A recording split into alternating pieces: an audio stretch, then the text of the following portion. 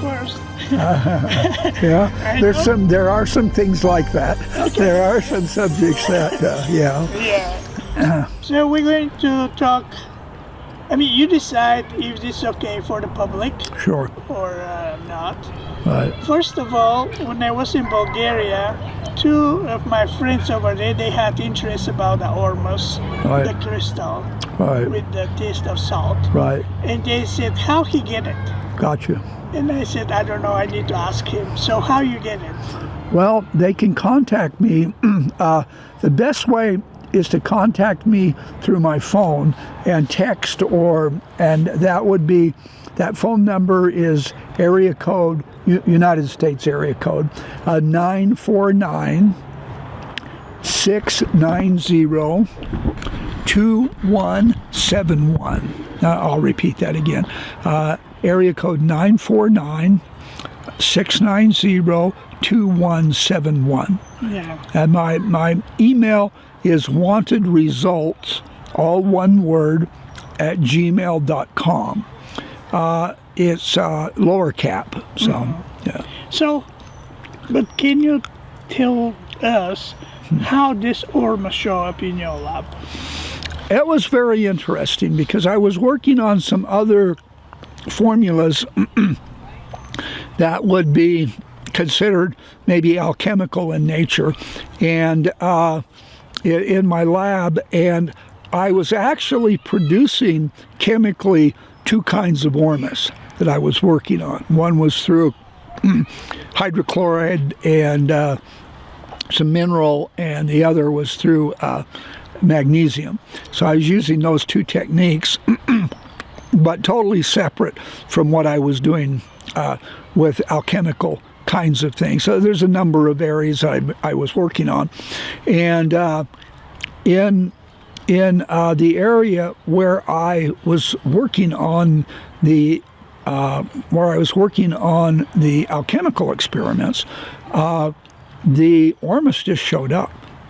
Now I know why it showed up and I know how it showed up, but it showed up on its own. I just looked at this and I'm like, this looks like ormus, and it's behaving like ormus. So I studied it a little bit, and I'm like, well, maybe I have to take the plunge here. So I picked it up, I ate it, and one of the things that ormus does is it balances your right and left hemisphere. Because, in Western civilization, we're really slanted a lot towards our left hemisphere, which is the rules, regulation, technicality, and not the creative side, which is the right hemisphere. And that's the creative side. So one of the things that ormus does is it balances those two. Mm-hmm. And but normally most of the ormuses you won't feel it. It's residual. Most of the ormuses are cut. So they're kind of expensive to make, and it's a little difficult to get pure ormus. So most of the ormuses are purchased or maybe cut fairly significantly, maybe 100 times. I have a fellow I know who makes some powerful ormus. He cuts his ormus 1,000 times. Okay. And so in taking their ormus and the ormus I was making, I didn't really feel anything. I mean, I was taking it and I had hope for what the results would be, mm-hmm. but there wasn't anything that you could put your finger on that happened immediately. So what happened here is I put it in my mouth, and immediately I could sort of feel this motion in my head. And I could feel, it was like so many things, it was somewhat subtle. It wasn't real dramatic, but it was definitely, you could definitely feel it. And I felt an easing. I felt like my right and left hemisphere, I felt an easing in my mind and an easing in my body immediately. Okay. And so at that point, I'm like, yeah, I'm almost 100% sure this is ormus. And I was really kind of astonished because I didn't ever have feelings directly when I took it. Yeah. Even the Ormus I made or the other Ormuses that, that I'd obtained, and the other people I knew that were making Ormus. And that was kind of their response too. But this was immediate. Yeah. And I'm like, wow. So then I paid attention to it. Because it had happened in the lab, I knew how it formed, but I didn't know why it formed. Yeah. And it formed on its own. So in the lab material, it started forming, started growing. And I was a little bit astonished because one of the astonishing things about this Ormus is that it was growing in an alchemical manner. It wasn't growing in a chemical manner. So there's a big difference between the processes that are alchemical and a process that's chemical. And so that was basically how I was introduced to the Ormus. The Ormus showed up in my lab and, hi, I'm Ormus, take me. Okay. So I'm like, okay. Okay, let's jump to another topic. Sure. Can you share a little bit, or you decide if you can, Sure. about the little people? The little people, this is a fascinating area. This is an area, yes, that's an area I have quite a bit of familiarity with. Some familiarity I can share, some familiarity I cannot share, but not at this time anyway. Okay, so let's go to the shaman. In the area I'm in, there's a very famous area called Uinta Basin. The Blind Frog Ranch is there, also Skinwalker Ranch is there. Both of these are on television programs, productions on different channels. One's on Discovery, one's on History. And this is an area that has a lot of ancient kinds of phenomena. It has a lot of energetic phenomena, an extreme amount of paranormal phenomena through this whole area, which is a large area. I mean, it covers a couple of counties. It's this mountain range that's called the Uinta Basin. And this area, if you talk to the Native American Indians, the Ute Indians, they not only, I'll share something with you, that maybe I shouldn't share, but what the heck, I'll share it anyway. Okay. So they, if you talk to them, now they have great respect for what's called these, what is termed the little people. They've worked with them ever since they've been there. The little people help them.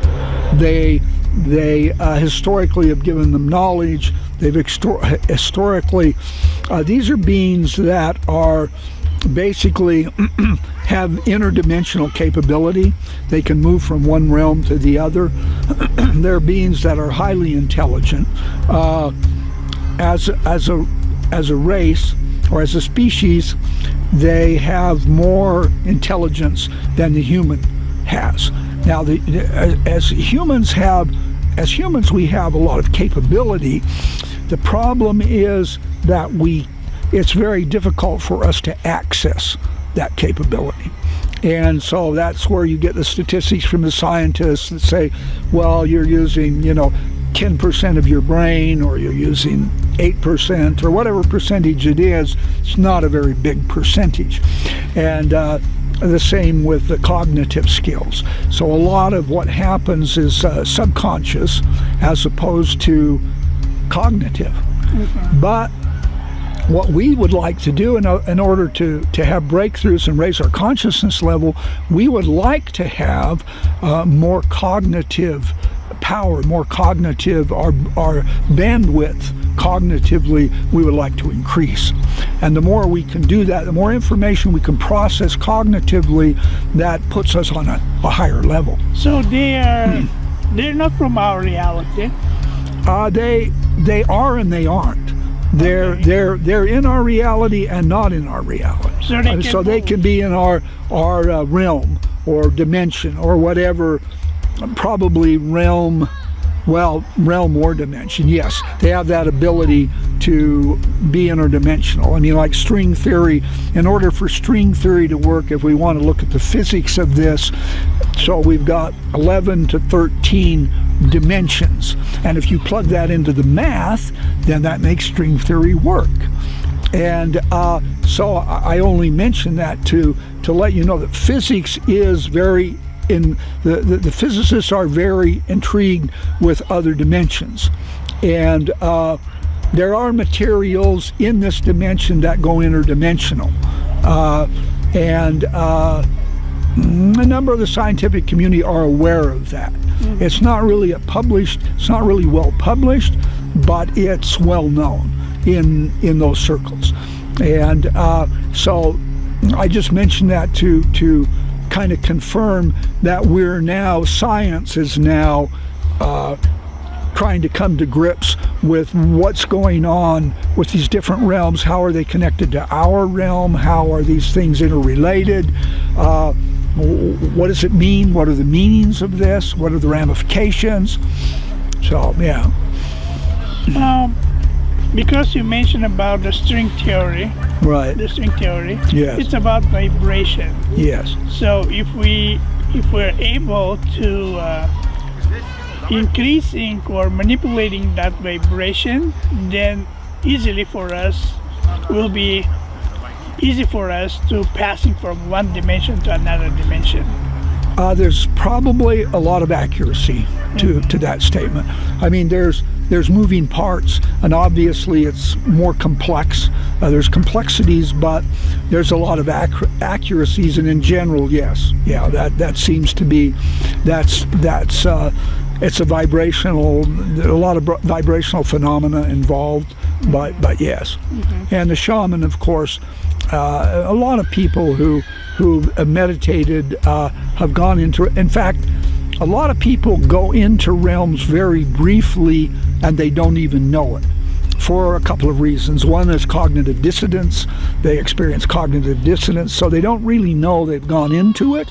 And the subconscious is like, these are not the droids you're looking for. Mm. So the subconscious obfuscates experiences that would be shocking to us. It's trying to protect us, but really, the womb becomes a tomb sometimes. So you said that the little people, they've right. been in contact with Native Americans for years. That's there, yes. Decades. Yes. And millennia. Millennia. You said that from the beginning. You said they give Native Americans knowledge. Yeah, what and kind help. Knowledge? Well, they're for one thing, you can imagine. I mean, just imagine a species that has access to other realms, and has. Just imagine if they have the ability to go from one realm to another realm, kind of at will. A lot of people in meditation and different kinds of exercises and ceremonies may go into another realm, but most of us can't do that at will. Mm-hmm. Now, so imagine that they can do these kinds of things. They're a natural. They're aligned with nature. They have tremendous knowledge about nature. I mean, I would liken them to the Aborigines of Australia before Australia was invaded by Britain. So the Aborigines had extensive interactional knowledge with nature, and it was easy for a number of them, according to a lot of narratives, to go into different realms. They had that capability. So I'm just using that as an illustration to to sort of point out this isn't really unusual. It's not that unusual. It's just our knowledge and the publicity behind it isn't very big. Some of the powers that be would rather you not know this and would rather you don't explore this for various reasons, and we'll just leave it at that. Yeah, there's a lot of reports, we can say reports from any places in the planet, like Dogoni, the tribe of the civilizations of Dogoni, and many others. Right. They had knowledge about the space, about the planets, about the distances between the planets. Planet Sirius, that whole Sirius phenomena, and the planets there. And they say that they get that knowledge from the star people. Yes. So we're talking about two different kind of species, right? Like little people, they coming from multi dimensions, and the other people, they coming from the stars. Right. And ancient historical accounts are riddled with this kind of phenomenon. So this isn't something that's, this is something that, in fact, almost, you'd have to say the majority of ancient civilizations that have passed on knowledge, either recorded or verbally. The majority of them have these kinds of experiences with different groups with various and different groups of other species, and. Also common, of course, from the student of ancient prehistoric history and these civilizations is going to come across the phenomenon right away that very, very often these ancient narratives are explaining the fact how they've gotten tremendous knowledge from these different groups of people. I mean, you want to go back to the Anunnaki and Enlil and Enki and that whole phenomenon, the whole Sumerian phenomenon, and I mean that would be a phenomenon that is very widely known. But the Anunnaki brought tremendous amount of information and tremendous amount of technology to the people. Yeah. So this is not. It's really not something the student might run across in academia so much, unless they're specialists. They specialize and they'll get into that area. But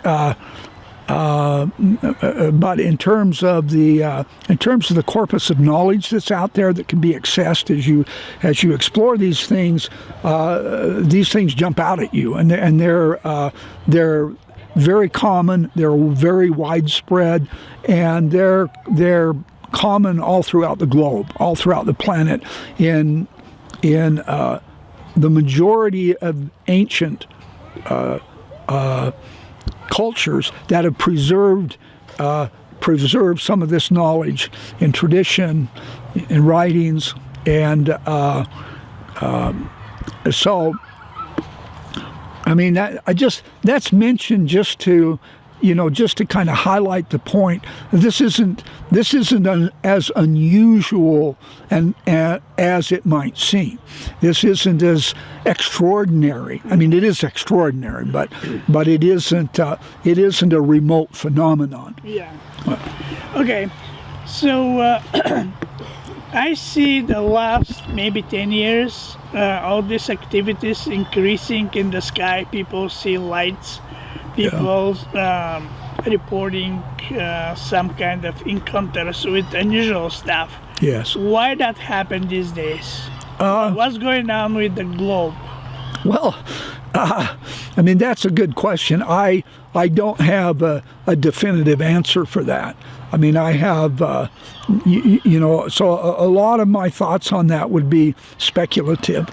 Obviously, we're entering a new age zodiacally, and it's an age of knowledge, enlightenment. If you follow the cycles of the cycles of creation and the cycles of different time periods, we're re-entering a very generative time period, a harmonious time period, when these energies are that have been rather distant from the Iron Age are now going back into more harmony and more harmonious kinds of things, along with the opposite, which is the expansion of the forces that a lot of people would consider dark forces, whether it's politically. Bulgaria has a very, very rich history, historically, ancient historic. I know that there were a lot of phenomena, a lot of you could call it energetic phenomena, a lot of, and they're really very steeped. It's really a rich amount of phenomena that occurred in Bulgaria and still does. I mean, I have some ideas, but they're just pretty speculative in nature. I would really, on my bucket list, really is to go to Bulgaria and see some of these things firsthand and feel some of those areas. Eastern Europe is the whole of Eastern Europe is just absolutely a fascinating area, but. That would be my thoughts on Bulgaria. Final words?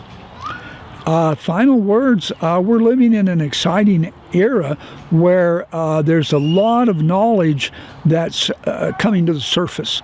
Now, a person has to kind of take on the attitude of a seeker and has to go find it,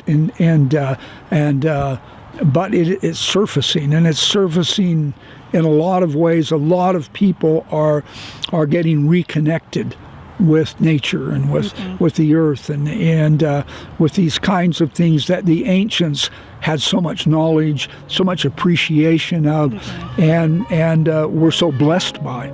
So just my advice is, let's just continue. Let's explore these things, and let's see what we can find out and what kind of benefits and how we can harmonize it. Because there's, I think, magnificent futures and opportunities here, and that would be kind of my, I guess, final thoughts. Me, thank you, George, for You're your welcome. time. And Most welcome. We're really very happy to have you in Near Forest, Bulgaria. I'm happy to participate.